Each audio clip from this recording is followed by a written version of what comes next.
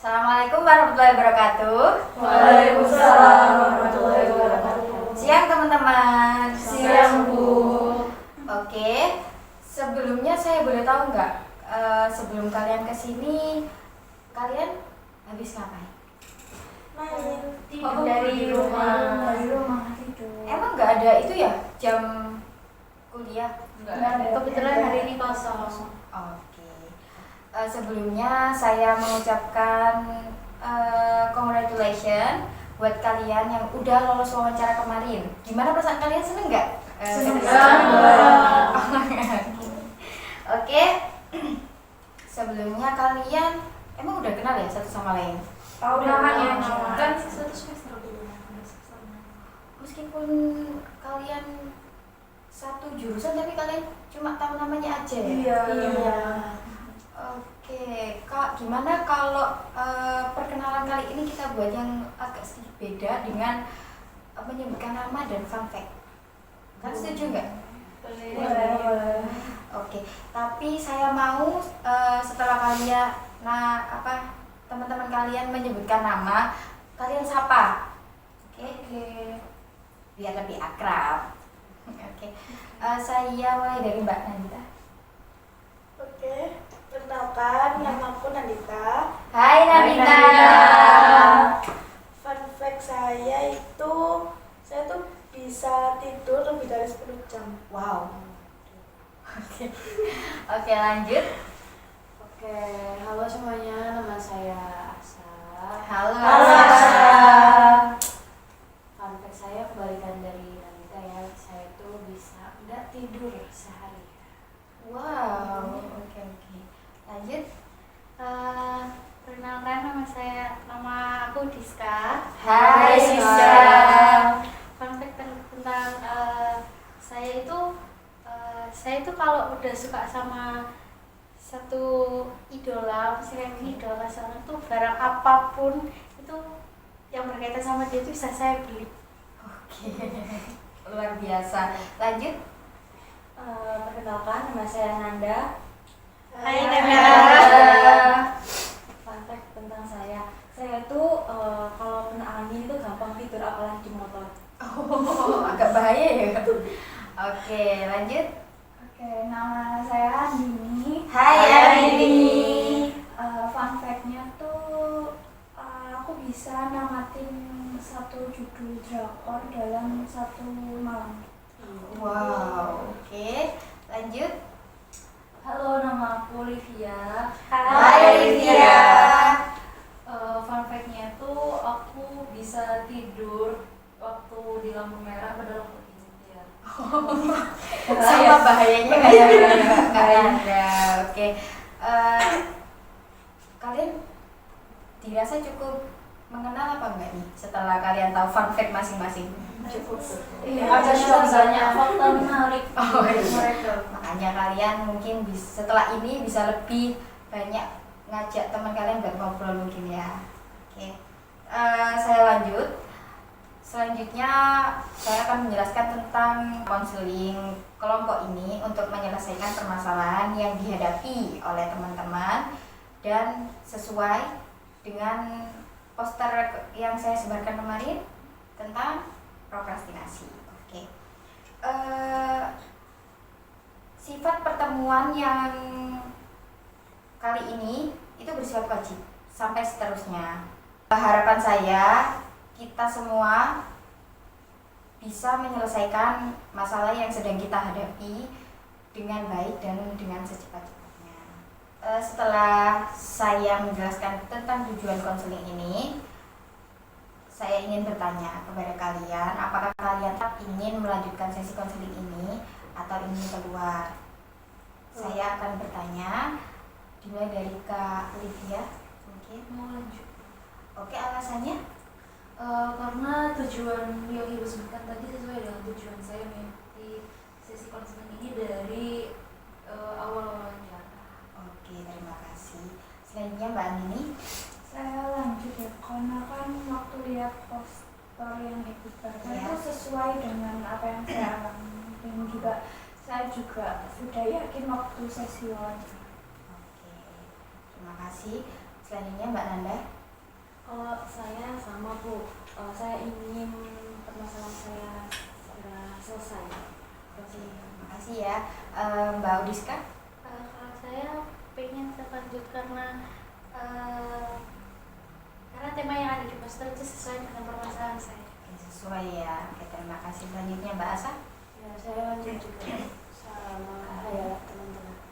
Karena Karena posternya sesuai dengan permasalahan saya dan saya juga butuh bantuan sama permasalahan saya.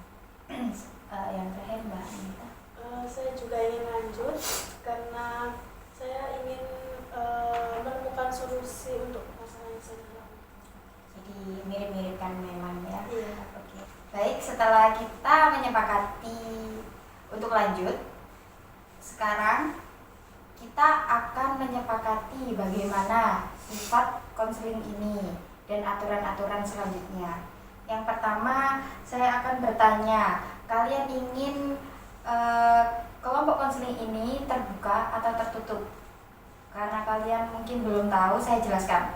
Kalau terbuka, itu nanti di tengah konseling ada anggota lain yang masuk, itu dipersilahkan.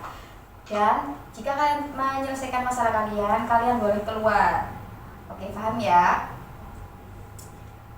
Dan positifnya di kelompok terbuka ini, kalian akan mendapat relasi baru. Tapi mungkin agak susah dalam adaptasi ya. Itu permasalahan masing-masing. Jadi kalau tertutup, kalian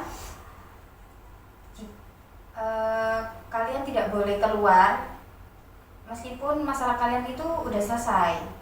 Jadi kalian harus menetap di sini, tapi kalian tidak perlu adaptasi lagi karena ya udah ini aja. Oke. Saya akan tanya yang pertama ke Mbak Rizka, silahkan. Mau menyetujui kelompok terbuka atau tertutup? Kalau saya kelompok tertutup, Bu. Oke, alasannya? Karena kan kelompok tertutup kan kita nggak perlu beradaptasi lagi. Dan juga cerita kita juga aman. Tidak seaman mungkin ya. Iya. Oke. Selanjutnya Mbak Syakila. Kalau saya tertutup juga Bu, alasannya sama. Oke. Mbak Nanita? Saya juga milih tertutup Bu, supaya lebih nyaman aja. Oke, thank you. Mbak Livia? Kalau saya lebih milih tertutup karena tidak membuang waktu untuk beradaptasi lagi dan bisa fokus menyelesaikan masalah. Thank you. Mbak Andini?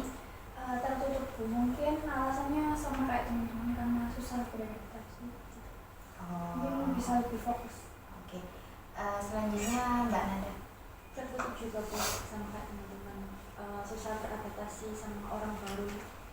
Oke. Saya nggak nyangka kalau kalian bakal tetap satu suara. Saya kira nanti ada perbedaan pendapat, ternyata nggak ada ya. Alhamdulillah juga. Jadi kita nggak perlu memperpanjang waktu. Oke. Karena kita setuju buat menjadi kelompok tertutup, saya lanjut ya. Setelah menyepakati sifat konseling,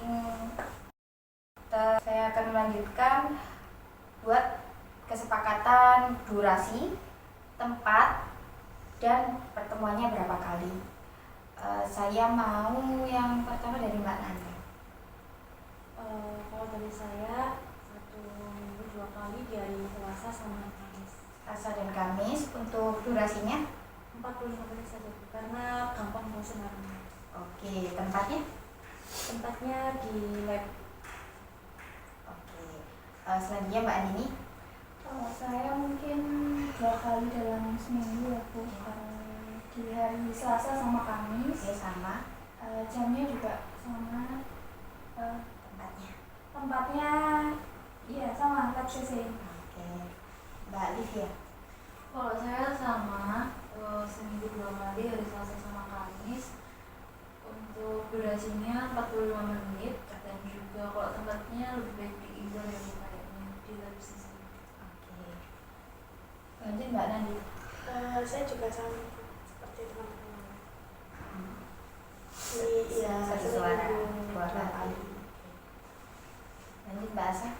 Kalau saya juga sama kayak teman-teman, di hari Selasa sama Kamis di durasinya 1 minggu 2 kali 45 menit di Oke. Mbak Diska. Kalau saya sama kayak teman-teman dan sepakat juga sama teman-teman, 1 minggu 2 kali di hari Selasa dan Kamis, durasi waktunya 45 menit dan tempatnya di Indonesia Lab. Karena kalian setuju satu suara jadi lebih cepat ya. Oke, saya simpulkan bahwa pertemuan kalian setelah ini adalah 2 kali di hari Selasa dan Kamis. Durasinya 45 menit dan indoor di lab CC ya. Oke.